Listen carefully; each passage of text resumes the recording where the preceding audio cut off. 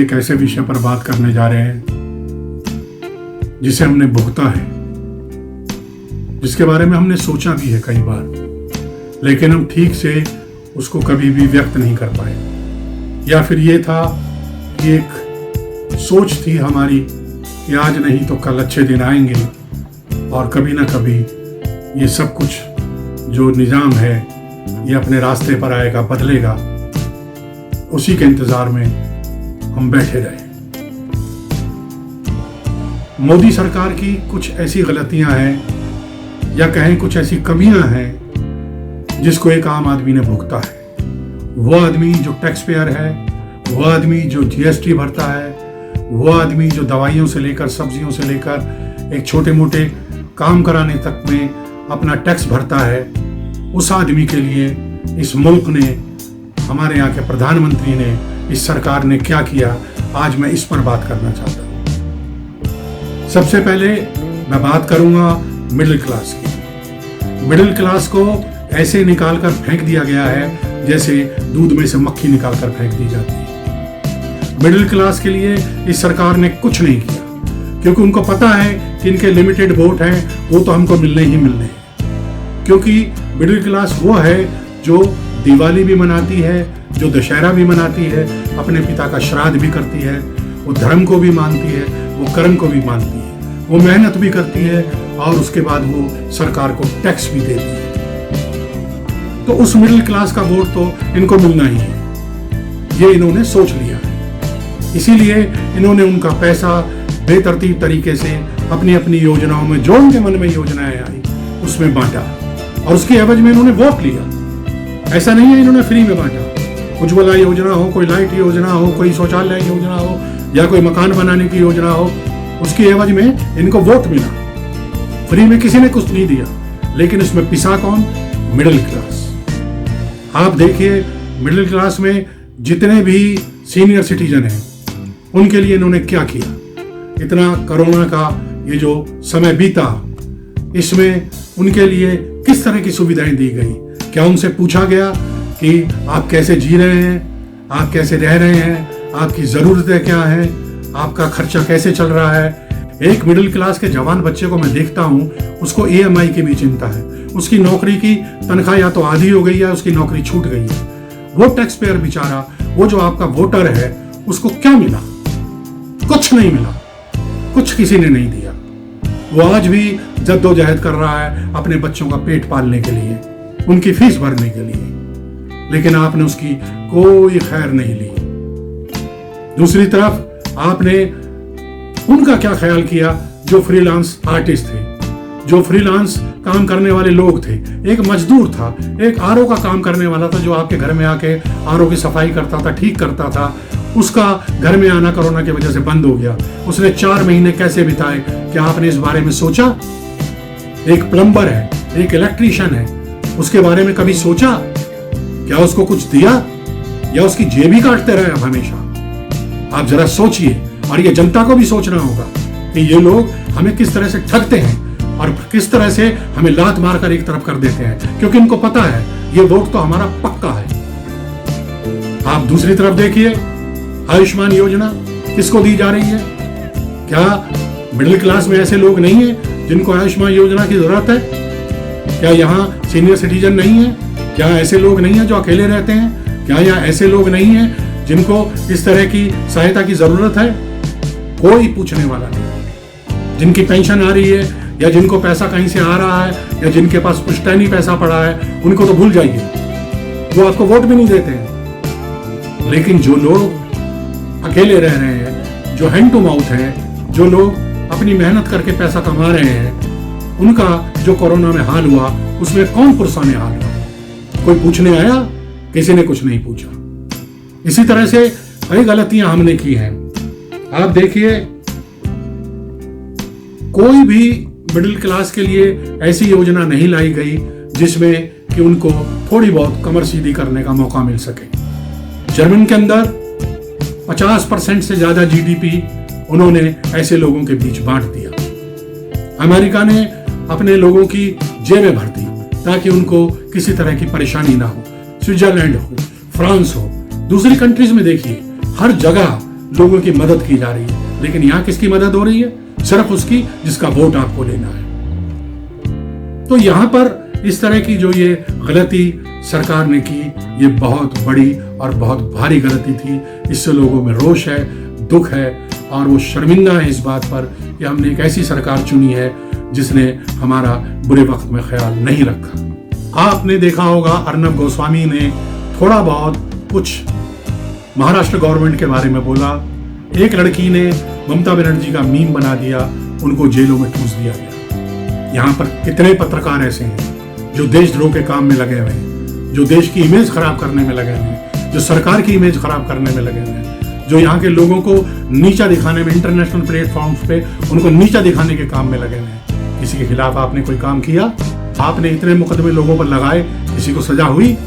किसी को कहा जमीन ग्रैबर है, उसके लिए आपने क्या किया? जब देखो, जब मौका लगता है आप उसकी जांच शुरू करवा देते हो, फिर उसके बाद वो जांच कहाँ चली जाती है कुछ पता नहीं लगता, सब ठंडा पड़ जाता है।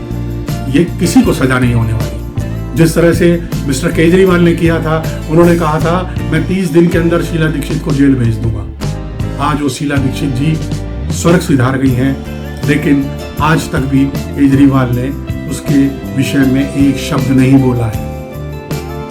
ये इनका आप देखिए, इनका आचरण देखिए और इनके कथन देखिए, आपको फर्क पता लगेगा कि किस तरह से लोगों को घुमाते हैं, एक ही चक्री में घुमाते हैं और उसके बाद साधु संत महात्मा बन के बैठ जाते हैं। हमें इनको पहचानना होगा, जानना होगा, समझना होगा कि क्या वाकई में ये कुछ करते हैं या सिर्फ मौका आने पर थोड़ा बहुत धमकाते हैं, अपना काम निकालते हैं और फिर वही ढाक के 3 बात। और एक बात मैं आपको कहना चाहता हूं कि इतना भयानक कोरोना फैला, दूसरी लहर में जगह जगह पर लोगों की मौत हुई, घरों के घर उजड़ गए।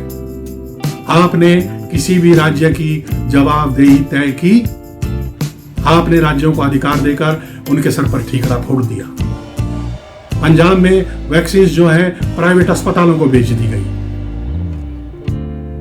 राजस्थान में वैक्सीन कूड़े के ढेर में मिली, वहां पर 50% भी लोगों को वैक्सीन नहीं लगी।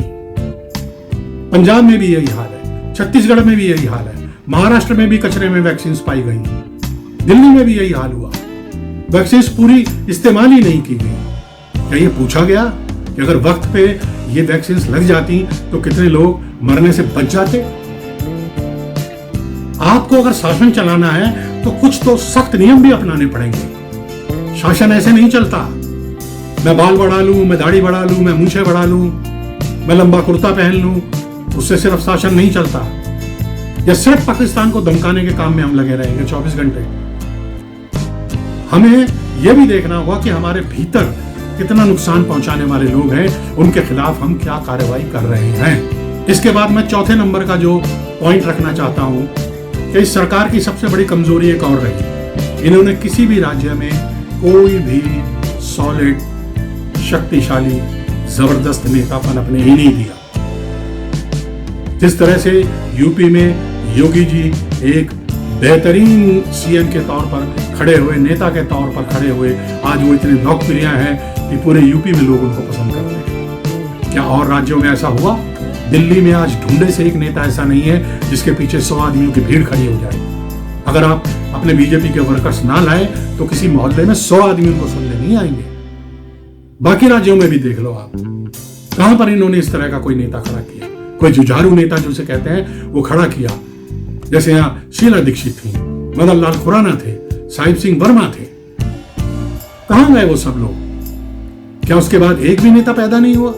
आपने ऐसे नेताओं को खड़ा होने का मौका ही नहीं दिया। इसके बाद एक और पॉइंट मैं रखना चाहूंगा, 6 नंबर का पॉइंट, कि दिल्ली में शाहीन बाग हुआ, दिल्ली में दंगे हुए, दिल्ली में किसान आंदोलन हुआ और सब सरकार को पता था कि ये बहुत ही एक तरकीब के साथ, बहुत ही षड्यंत्र के साथ रचा हुआ खेल है। आपने पीएफआई को साफ साफ लोगों के सामने रखा कि ये फंडिंग कर रहे हैं, ये विदेशों से पैसा लाते हैं, ये आतंकवादियों की मदद करते हैं। लेकिन एक भी पीएफआई का सदस्य पकड़ा गया या फिर पीएफआई को आपने बैन किया? नहीं, कुछ नहीं किया। आपने कुछ दिन अपना खेल खेला, लोगों को उकसाया, लोगों को भरमाया और उसके बाद फिर आप मस्त हो गए अपनी सत्ता में। आपने कितने कठोर एक्शंस लिए, कश्मीर को छोड़कर आपने कोई कठोर एक्शन कहीं भी हिंदुस्तान में नहीं लिया और उससे इनके हौसले बढ़ते चले गए। आज ये लोग, आप देखिए पूर्णिया में अभी उन्होंने क्या हाल किया, दलितों की ऐसे हत्याएं की गई, उनको घरों से भगा दिया गया, वो लोग अपना घर छोड़कर भाग गए। सारा वो बांग्लादेशी लोगों की बेल्ट है, किशनगंज, कटिहार, पूर्णिया, उन्होंने उन पर हमला किया और उनको वहां से निकाल भगाया। यही कश्मीरियों के साथ हुआ था। कश्मीरियों का पुरसाने हाल आज तक कोई नहीं है। उनको वहां पर दोबारा बसाने की कोई साफ नीति नजर ही नहीं आती। आज तक 4 कश्मीरी वहां जाकर दोबारा नहीं रहने लग गए। कहा गया था कि यहाँ पर बाहर के लोग भी आकर बस सकते हैं। क्या उनके लिए कोई सुरक्षा का प्लान बनाया गया? क्या उनके लिए कुछ ऑफर किया गया? क्या जम्मू और कश्मीर को अलग अलग राज्य बनाने का कुछ कार्यक्रम आगे बढ़ाया गया? कुछ नहीं पता। आप चाइना के साथ मटर गश्ती में मस्त हो गए, धींगा मुश्ती में लग गए। इधर पाकिस्तान के खिलाफ आप अलग अलग बयान देकर खुश हो गए। कश्मीर वहीं का वहीं खड़ा है। कश्मीर के लोग आज भी टेंटों में रह रहे हैं, आज भी बुरे हाल में रह रहे हैं। 7 नंबर के पॉइंट पे मैं कहना चाहूंगा कि इस सरकार ने महंगाई पर बिल्कुल भी नियंत्रण नहीं रखा और उसकी चोट भी मिडिल क्लास पर ही पड़ी। जो अपर क्लास है उसको कोई फर्क नहीं पड़ता कि कोई चीज थोड़ा बहुत महंगी ऊपर नीचे हो गई। गरीब आदमी वो अपना हैंड टू माउथ है, उसको कोई फर्क नहीं पड़ता, वो अपना गुजारा चला लेता है। एक मिडिल क्लास जिसको अपने बच्चों को सुबह दूध भी देना है, शाम को उन्हें पौष्टिक आहार भी देना है, उनको पढ़ाना भी है, उनका टिफिन भी बनाना है, दफ्तर में जाते समय अपने लिए भी टिफिन लेके जाना है, उनकी ऐसी मार लगी वो बेचारे कहीं के नहीं रहे। हर चीज के दाम बढ़ा दिए गए। वो अपने घर से एक छोटी सी स्कूटी लेकर या छोटा सा स्कूटर लेकर ऑफिस जो पहुंचता था उसमें पेट्रोल के दाम ऐसे बढ़ा दिए गए कि वो बेचारा उससे भी नीचे उतार दिया गया। कौन इसका जिम्मेवार है? कोई पूछने वाला है? पहले गैस से सब्सिडी छुड़वाई गई, फिर वापस ले ली गई। आज गैस के सिलेंडर का हाल देख लीजिए आप। इस तरह से इस सरकार ने कई काम ऐसे किए हैं जिससे इन्होंने आम पब्लिक को रुला दिया है। हमें सत्ता नहीं बदलनी, हमें पता है कि हमारे पास इस समय कोई लीडर नहीं है और कुछ एक लीडर तो इतने निकम्मे, इतने नाकारा और इतने बेवकूफ हैं कि उनके बारे में तो कुछ सोचा भी नहीं जा सकता। हम सत्ता नहीं बदल सकते, लेकिन यह बात तय है कि अगर आपने अपने आचरण को नहीं सुधारा तो हम नेता जरूर बदल देंगे। अगर हम सत्ता नहीं बदल सके, ये मिडिल क्लास के लोगों को बिल्कुल ठान के चलना पड़ेगा कि हम सत्ता तो नहीं बदल पाएंगे क्योंकि हमारे पास कोई और ऑप्शन नहीं है, लेकिन हम नेता बदल देंगे। कोई भी ये सोच कर ना चले कि वो हमेशा के लिए हमारे सर पर आकर बैठ गया है, मुसल्लत हो गया। एक और बहुत ही ज्वलंत मुद्दा जो है वो जिसका डिस्कशन भी नहीं होता है, बातें भी नहीं होती उसके बारे में, कोई नेता बोलता भी नहीं, वो है जनसंख्या नियंत्रण। आप इस देश में देख रहे हैं किस तरह से जनसंख्या बढ़ रही है। आने वाले वक्त में आप कहां से खाएंगे? कहां आपके पास जमीनें होंगी? कहां आपके पास घर होंगे? कहां आपको पूरा पानी मिलेगा? कहां आपको साफ पानी मिलेगा? कहां चिकित्सा मिलेगी? कहां दवाइयां मिलेंगी? कहां खेल के मैदान मिलेंगे? यह हमें सोचना पड़ेगा। एक तरफ कुछ लोग जनसंख्या को बढ़ाने के काम में लगे हुए हैं, वो भी एक बहुत बड़ा खतरा हमारे लिए है। तो इस तरह का जो एक बहुत ही खतरनाक एक जो अंजाम दिया जा रहा है एक कार्यक्रम को, उसे हमें रोकना होगा। हमें यहां पर जनसंख्या नियंत्रण का कार्यक्रम लागू करना पड़ेगा, वो सबके लिए करना पड़ेगा, तभी हम बचेंगे, ये देश बचेगा, ये समाज बचेगा, ये धर्म बचेगा, खासतौर पर हिंदू धर्म बचेगा। क्योंकि उनको बताना पड़ेगा, सबको बताना पड़ेगा कि अगर आपने 2 से ज्यादा बच्चे किए तो आपसे वोटिंग का अधिकार छीन लिया जाएगा, सरकारी सुविधाएं छीन ली जाएंगी, अस्पतालों की सुविधाएं छीन ली जाएंगी, आपको किसी तरह की सब्सिडी नहीं दी जाएगी, आपको फोकट में कोई भी चीज उपलब्ध नहीं करवाई जाएगी। तब उनकी समझ में आएगा। अस्पताल के अस्पताल भरे पड़े हैं। हर एक मिनट में न जाने कितने बच्चे पैदा हो रहे हैं। लोग कह रहे हैं हमारे पास खाने को नहीं है। ये वही लोग हैं, ये मिडिल क्लास नहीं है। मिडिल क्लास आज भी 2 बच्चे से दो क्या 1 बच्चा भी पैदा करते हुए डर रहा है। ये वही लोग हैं जिनके शौचालय आप बनवा रहे हो, भरे पड़े हैं वो अस्पतालों में। अगर गरीबी में इनका ये हाल है, यहाँ पर 138 करोड़ की आबादी कर दी गई है, तो अगर इनको पूरी तरह से फल फूल गए ये लोग, तो आप लगाइए फिर तो ये गदर ही उठा देंगे। ये तो ऐसी झमाझम बारिश कर देंगे बच्चों की कि आपसे संभाले नहीं संभलेंगे। तो हमें इनको रोकना होगा, कोई कानून बनाना होगा। तो मेरी सरकार से ये अर्ज है, निवेदन है। वैसे तो आप किसी की सुनते नहीं है, आप 2 ही लोग बैठ के अपना मोर्चा संभाल लेते हैं। जो आपको करना है वो करते हैं, जो स्कीम लानी है लाते हैं, आपको किसी से कोई मतलब नहीं है। फिर भी ये गुजारिश है, एक निवेदन है कि आप मिडिल क्लास पे ध्यान दीजिए, ज़रूरतमंदों पे ध्यान दीजिए। आप उन लोगों तक वो सुविधाएं पहुंचाइए जिनको इसकी सबसे ज़्यादा ज़रूरत है। आप कुछ ऐसे निर्णय लीजिए जिससे देशद्रोही हमारे कब्जे में आए। आप कुछ ऐसे काम कीजिए जिससे भ्रष्टाचारी अंदर जाएं। आप थोड़ी बहुत लगाम कसिए। तो भाइयों, दोस्तों, अपना ध्यान रखिए, मास्क लगा के रखिए। अभी कोरोना पूरी तरह से मिटा नहीं है, किसी के भरोसे ना रहिए। मास्क लगाइए, दूरी बनाइए और अपने को सुरक्षित रखिए और अपनों को दुआओं में याद रखिए। जय हिंद, जय भारत, वंदे मातरम। नमस्कार।